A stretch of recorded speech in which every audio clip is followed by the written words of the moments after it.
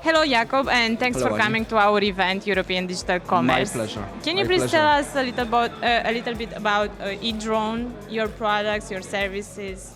Yeah, sure, with pleasure. So basically, we are focusing on working with small and medium online stores by providing them an access to the technology which was until now only available for the big players. So we are talking here about the possibility to learn what the customers in a given store, what they are looking for, what products they bought, what products were added to cart, when was the last time they bought, how much money they spent in the store, etc., in order to gather that data and later practice a segmentation based on that, so that you can distinguish different groups of customers in order to later design more individual and personalized campaigns, whether it's via email campaigns or the SMS campaigns or via on-site elements on the website.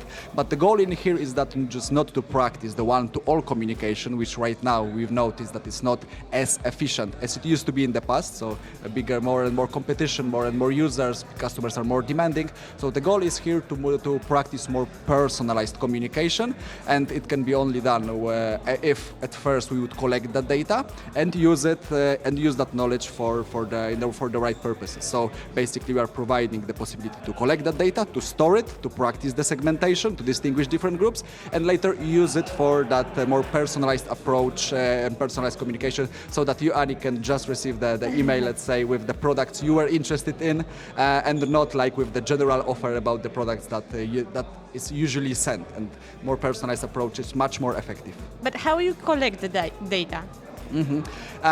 So obviously it's required at a certain moment for the customers to recognize themselves. So it's a crucial part of the strategy of the approach to the customers within the stores to somehow encourage the visitors to introduce themselves, to identify themselves, to leave their email contact address. To have a loyalty program. Exactly. And it might be either via setting up the account, obviously, but as we know, the customers are not so willing to set up the accounts. So there are other possibilities that you can realize via on-site elements, such as encouraging to sign in for the newsletter by giving some incentives, a 5% discount, free delivery, or some other possibilities.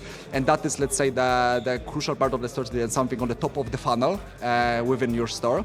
So those incentives should encourage customers to leave their email address, and from that moment, like the customers, also due to the RODO compliance, not the RODO but GDPR compliance that we have to follow, with the customer identify themselves, and right now we can store and to collect that data about them, what they are doing, transactional and behavioral data, and also to know when they came back to the store. That's realized by the zero-party cookie or the third-party cookies. That's very important. Well. But can you describe a little bit the trends that will influence your industry right now?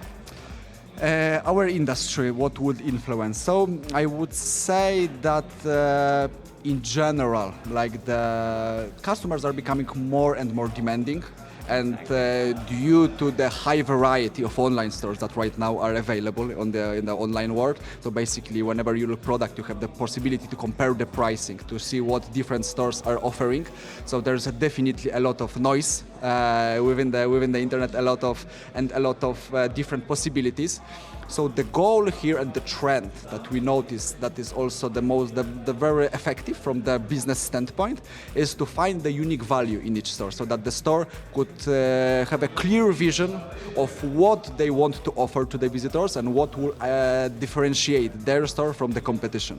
Can you give me some examples, please? Yeah, so for instance, there is a huge movement right now towards sustainability, for instance. So that would be customers are becoming more and more aware due to when it comes to, let's say, to the CO2 emission, or whether we are using the recyclable materials. So using that trend, that possibility within your communication, whether it's on social media, but just to be clear, it also has to be like the solid communication. Just not something that you just pop within one email, but it has to be solid, and it has to be those values needs to be communicated via social media, later visible on the website, so that the customers could identify your brand brand, okay, when I think VTEX, for instance, I already have in mind nice customer experience, because on each step they provided us with the nice support. So this is something that it's necessary, you know, to connect with your brand. The same applies with this sustainability, for instance. So if we are, let's say, there is also a nice trend I recently noticed. I believe that Zalando is also doing that.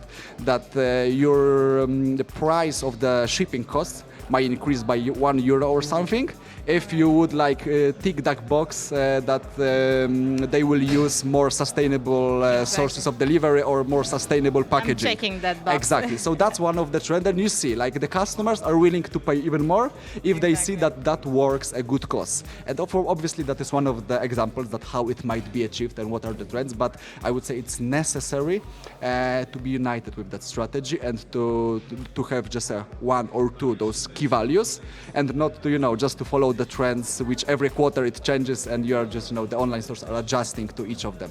But to have one for the strategy and to see how it will perform in a longer distance of time, period of time. Thanks a lot, Jakub. Thank you very much. Thanks for being here. No, it's my pleasure. I'm looking forward for the rest of the day. Bye-bye. Thank you.